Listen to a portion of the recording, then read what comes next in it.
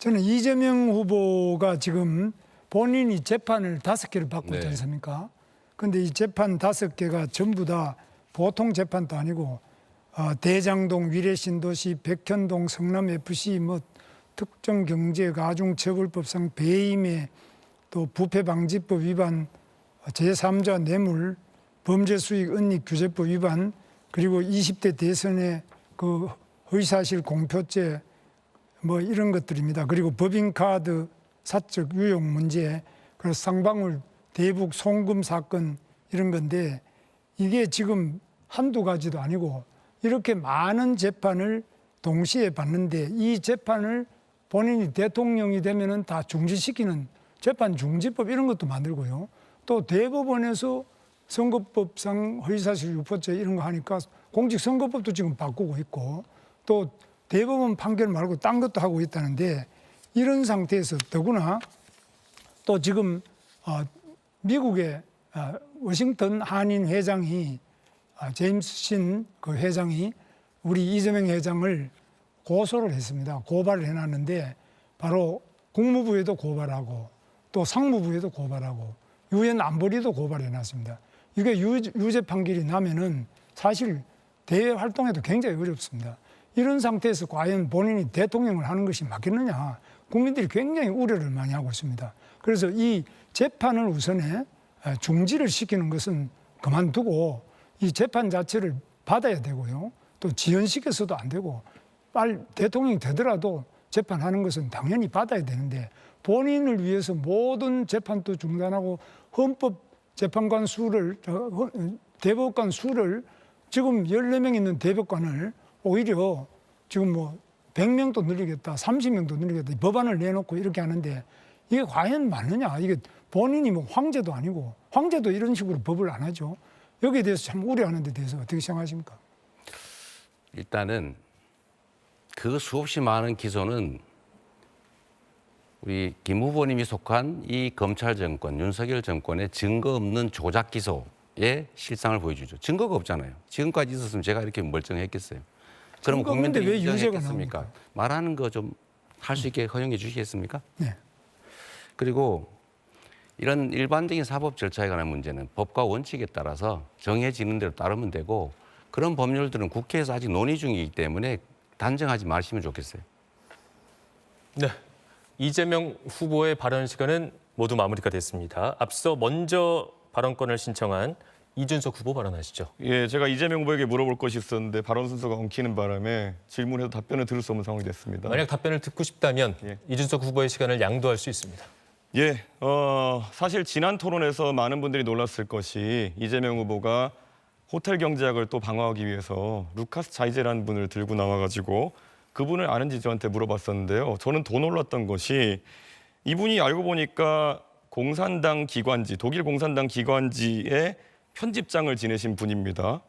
이재명 후보께서는 이런 분들, 기관지를 읽고 이런 분들을 아시는 건지 어떤 경로로 루카스 자이제의 사상을 접하신 건지 이해가 가지 않았고요. 저는 이런 사례를 드실 때 어떻게 조사하셨으면 국민들에게 본인의 호텔 경제학을 방어하기 위해 가지고 공산주의자의 철학을 들고 와서 가르치려고 드시느냐. 저는 이게 의아하거든요. 이 해프닝에 대해 가지고 어떻게 본인이 이 루카스 자이제의 사상을 알게 되었으며 잘못 설명한 것에 사과하실 의향이 있는지 궁금합니다. 시간을 양도하시겠습니까? 예, 10초 드리겠습니다. 10초 드리겠습니다. 20초 드릴게요. 예. 20초입니다. 감사합니다. 우선은 뭐든지 이렇게 종북몰이 하듯이 그렇게 공산당몰이 안 하시면 좋겠어요. 두 번째로는 그 사례는 한국은행의 책자에도 나오는 사례예요. 루카스 차이제가 어떤 사상을 갖고 있는지 저는 관심도 없습니다. 더 중요한 거는 이건 아주 고전적인 단순화된 경제 흐름에 관한, 돈의 흐름에 관한 아주 일반적인 사례예요. 100유로 이야기, 100달러 이야기, 5만 원 이야기. 그 얘기를 한 건데 전체를 얘기하면 전체를 보시고 그중에 일부 이걸 왜곡 과장해가지고 이거를 침소봉대하지 않는 게 좋지 않을까. 그게 진정한 토론 아닐까 그런 생각이 듭니다. 20초 지났습니다. 제가 사실 가장 놀라운 것이 우리 이제 세 번째 토론이기 때문에 유권자분들이 이재명 후보의 패턴을 읽으셨겠지만 본인이 지난 토론에서 먼저 저에게 루카스 자이제 아냐고 물어보신 다음에 지금 저한테 종북몰이 하지 말라고 하고 계십니다. 이게 얼마나 황당한 상황입니까? 본인이 어쨌든 남을 가르치기 위해 가지고 당신 이 사람 아느냐 물어보고 제가 안다고 대답했더니만은 본인이 사전 지식 조사가 안 돼 있어가지고 공산주의자의 사상인 것을, 독일 공산당의 반자본주의자 이야기인 것을 모르고 국민들한테 소개했던 것 아니겠습니까? 그럼 지금 와가지고 회피한다고 저렇게 말씀하시는 것, 이게 바로 이재명 후보가 국민들을 대하는 태도다. 저는 계속 이렇게 발뺌하는 방식으로 토론을 할 것 같으면은 국민들이 올바른 검증을 할 수 없다. 그래서 저는 이재명 후보에게 오늘 제안합니다. 지정하시는 곳에서 토론 좀 더 했으면 좋겠습니다. 김어준 씨가 하는 뉴스공장에서 해도 괜찮고요. 더 이런 것들은 국민들이 알 수 있도록 토론 시간을 만드는 것을 제안합니다. 어떻게 생각하시는지요? 천천히 생각해 보죠. 네, 발언 시간이 마무리됐기 때문에 권영국 후보의 발언으로 이어가겠습니다. 예, 또다시 진흙탕 싸움이 시작됩니다. 뭐 이념 논쟁을 하는 곳은 아니잖아요. 여기는 정책과 비전을 이야기하는데 서로 물고 뜯는 이러한 논쟁 좀 자중해졌으면 좋겠습니다. 일단 이준석 후보에게 묻겠습니다. 이준석 후보 발언 시간이 없기 때문에 시간을 양도해 주셔야 됩니다. 아, 네, 이따가 제가 봐서 답변할 게 있으면. 네. 언론 인터뷰에서 대통령의 국회 해산권에 대해 긍정적으로 생각한다. 윤석열 전 대통령에게 그 권한이 있었다면 개업을 안 했을 것이다. 이렇게 말했어요. 정말 이 얘기 듣고 무서웠습니다. 이준석 후보의 말이. 윤석열이라면 국회도 해산하고 계엄령도 선포하고 남았습니다. 대통령이 국회 해산권 가지고 있는 나라가 있습니까? 우리나라 역사를 보더라도 국회 해산은 이승만 때, 박정희 때, 전두환 때 다 독재 정권 때 한 일입니다. 이준석 후보의 이 얘기는 독재 정권으로 돌아가자는 얘기로 들려요. 여성가족부 폐지하자고 하고 최저임금 차등제 두자고 하고 이제는 국회 해산권까지 두자고 이 얘기를 한 것인지 참 의문입니다. 아니 왜 저는 매우 이준석 후보가 전도양양한 저는 정치인이라고 봤는데 이 나쁜 정치만 자꾸만 제도화하려고 하는 거나 아니면 이런 걸 옹호합니까? 40대 윤석열을 보는 것 같아서 매우 유감입니다. 자중해 주시면 정말 좋겠습니다. 답변 시간 주시겠습니까? 네네, 한 10초만 드리겠습니다. 10초 갖고는 안 되겠죠. 20초 드릴게요. 사실 제도를 말씀하시는 거라면은 아까 권영국 후보께서는 비례대표제의 확대를 좋아하시는 거로 보였습니다. 그게 내각제적 요소를 도입하는 겁니다. 국회 해산권이라는 건 실제 내각제 국가에서 많이 운영되는 거고요. 국회 해산권이라는 것이 뭐 가가지고 군대를 통해서 해산하는 게 아니지 않습니까? 해산되면 다시 선거를 하자는 의미로 국민의 민의를 묻자는 취지에서 도입되는 것이 국회 해산권인데요. 그게 내각제적 요소를 도입하는 것인데 거기에 대해서 반대하시면은 아까 네, 비례대표제가 20초. 맞지 않지 않습니까? 20초 드렸어요.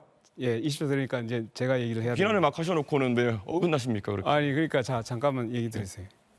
의원 내각제에서는 당연히 국회 해산권이 있죠. 총리 불신은 당연히 할 수 있고 서로 견제가 됩니다. 그런데 우리나라는 대통령제예요. 대통령제에서 국회 해산권을 준다는 것은 국회가 없어지면 견제 기능이 없습니다. 그러면 1인 치하가 되는 거예요. 대통령 1인 치하. 이게 독재를 지금 유도하고 있는 게 아니게 뭡니까? 국회가 없어지는데 선거를 다시 해야 되는데 왜 독재가 됩니까? 네, 권영국 후보도 시간을 모두 사용했습니다. 김문수 후보 56초 남았습니다. 예, 저는 이재명 후보의 주변 인물들이 너무 많이 돌아가세요. 특히 수사받다가 도중에 돌아가시는데 성남도시개발공사 개발사업본부장 유한기 씨가 또 수사받던 다음 날 바로 돌아가셨습니다. 또 성남도시개발공사 개발 1처장 김문기 씨도 또 수사받다가 조사를 받다가 돌아가셨습니다. 또 배소연 씨가 그 지인인 동거하던 지인이 또 법인카드 의혹과 관련해서 참고인 조사를 받다가 또 사망한 채 발견이 됐습니다. 또 경기도지사 때 초대 비서실장을 하던 전영수 씨가 또 마찬가지로 돌아가시면서 뭐라고 썼느냐. 이제 정치를 내려놓으십시오.